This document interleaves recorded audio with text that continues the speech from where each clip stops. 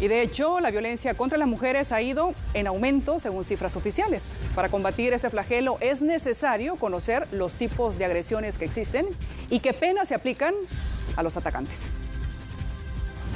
Me amenazó con matarme, ¿verdad? Y yo le dije, si nos vas a matar, va a ser a mí y a mis hijos. ¿Qué no entiendes? Ya te dije que no. Se trata de una simple dramatización, pero es la triste realidad que viven en silencio muchas mujeres, como a quien llamaremos Margarita. Por más de 20 años sufrió violencia física, psicológica y hasta económica.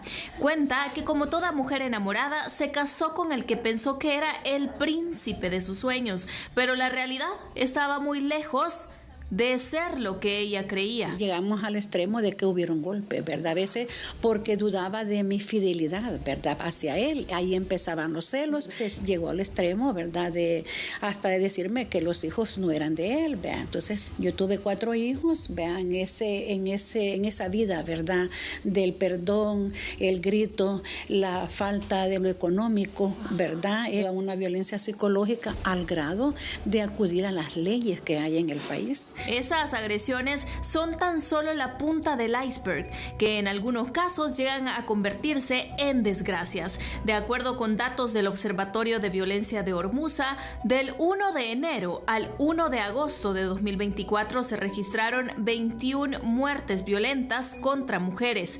8 de estos feminicidios cometidos por las exparejas de las víctimas. Afortunadamente no fue el caso de Margarita, pues no todos llegan a la muerte, pero si dejan secuelas permanentes. La violencia está catalogada como física, la cual incluye golpes, psicológica como las humillaciones, sexual como obligar a tener intimidad en contra de su voluntad, económica como conductas que implican control financiero o incluso violencia simbólica, que consiste en representar a las mujeres como las únicas responsables de las tareas del hogar.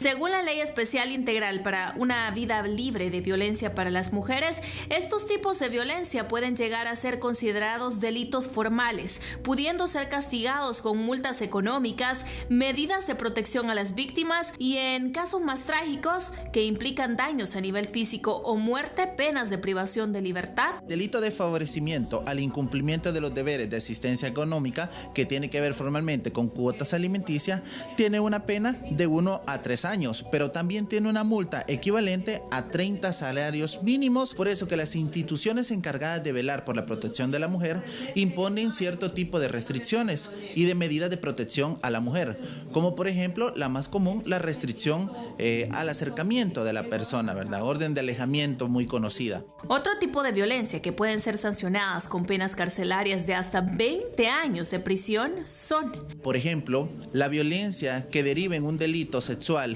que derive en un delito de lesiones o que derive en un delito de índole patrimonial, van a poder tener sanciones relacionadas con penas carcelarias. Recordemos que la ley regula que ningún tipo de delito que conste en esta ley va a ser conciliable. En caso del feminicidio agravado, la pena es de 35 a 50 años. El llamado es a romper el silencio y perder el miedo a denunciar, porque precisamente esto podría significar la diferencia entre la vida y la muerte. Para Tele 2, Mónica Linares.